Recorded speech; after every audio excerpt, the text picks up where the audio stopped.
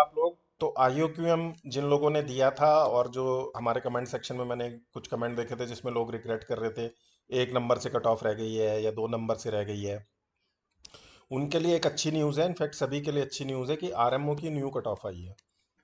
ठीक है, मैंने इस बारे में बात नहीं की, लेकिन आप सबको पता ही होगा कि HBCSE ने ये बाद में एडमिट कर लिया था कि कुछ मेल प्रैक्टिसेस के उनको एलिगेशंस हैं, उनको जिन्होंने इन्वेस्टिगेट किया है और उनको लग रहा है कि हाँ मेल प्रैक्टिसेस कुछ सेंटर्स पे हुई हैं। तो उसके बाद उन्होंने RMO की नई कट ऑफ निकाल दी है, और उसके बाद सिलेक्टेड स्टूडेंट RMO के जो हैं उनकी भी नई लिस्ट निकाल दी है। आप यहाँ पे क्लिक करेंगे तो आपको RMO की नई कट ऑफ की लिस्ट दिख जाएगी।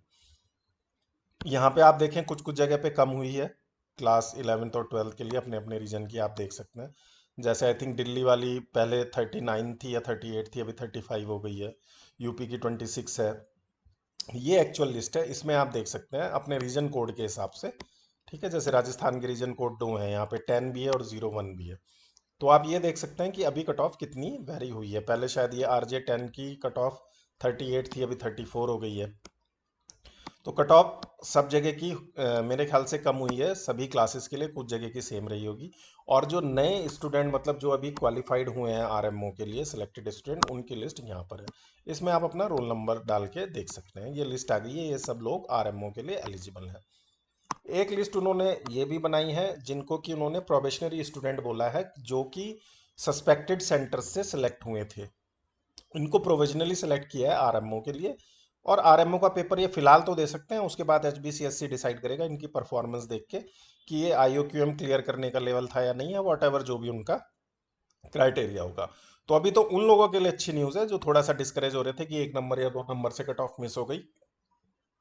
आप फटाफट से यहाँ पर जाके अपनी कट ऑफ देख सकते हो नई वाली, और यहाँ पे जाके लिस्ट में अपना नाम देख सकते हो। आई होप कि आप लोगों का नाम इसमें हो जिनकी 1-2 नंबर से कट ऑफ रह गई थी। और RMO का पेपर वही 3 नवंबर को है, संडे को। ये वाला आई थिंक चेंज नहीं होने वाला। ठीक है, तो 3rd या 2nd वो देख लेना संडे किस दिन है, जिस दिन भी है उस दिन ये पेपर है। ये डेट चेंज होने नहीं वाली है। तो RMO की तैयारी अगर शुरू से कर रहे थे तो अच्छी बात है, नहीं कर रहे थे तो एटलीस्ट प्रीवियस ईयर पेपर और उसके सॉल्यूशन तो देख ही लेना।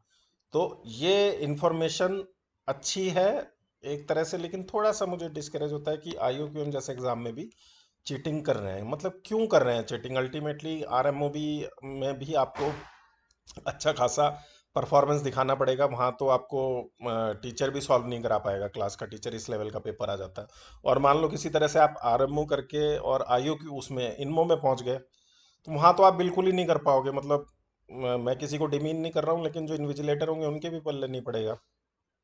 तो एटलीस्ट जो डिजर्विंग कैंडिडेट है उनको आगे बढ़ने देना चाहिए। मतलब मेल प्रैक्टिसेस इस एग्जाम में भी यूज होने लगी है, तो हम कहाँ जा रहे हैं? मतलब क्यों स्टूडेंट पढ़ना नहीं चाह रहे, वो हमें थोड़ा सा सोचना पड़ेगा। डिजर्विंग अगर आप हैं तभी आपको लगना चाहिए कि हाँ मैं इस एग्जाम को डिजर्व करता था क्लियर करना, और मैंने किया, तभी आपको सेंस ऑफ कॉन्फिडेंस आएगा। मेल प्रैक्टिस से आप करोगे तो लाइफ में कहीं नहीं पहुंचना चाह रहे हो आप ना। लाइफ में मेल प्रैक्टिस से आप, हो सकता है शॉर्ट पीरियड के लिए आप कुछ चम लाइमलाइट में आ जाओ, चमक जाओ, लेकिन ultimately you will lead a unsuccessful life. तो मैं आप सभी से रिक्वेस्ट करूंगा कि जीवन में कभी भी मेल प्रैक्टिसेस को जरिया ना बनाएं। किसी भी चीज़ का, चाहे आप कितने भी कष्ट में हो, आप अपने उसूल, अपने सिद्धांत, उन पे आपको लाइफ में अडिग रहना बहुत ज़रूरी है। और ये चीज़ें आपको छोटी उम्र से ही समझनी चाहिए। मतलब मैं एक सिंपल शब्दों में बोलूं, किसी डिजर्विंग कैंडिडेट का हक मार के अगर आप आगे निकल रहे हो, तो मतलब क्या आप शीशे में कभी अपने आप से नज़रें मिला पाओगे? ये चीज़ आपको ज़रूर सोचनी है। और बाकी जो लोग स्टूडेंट जो सेलेक्ट हुए हैं, जो डिजर्विंग कैंडिडेट हैं, और जो बेचारे 1-2 नंबर से रह गए थे अभी सेलेक्ट हुए हैं, सबको RMO के लिए ऑल द बेस्ट। अच्छे से प्रिपेयर करो और एग्ज़ाम दो।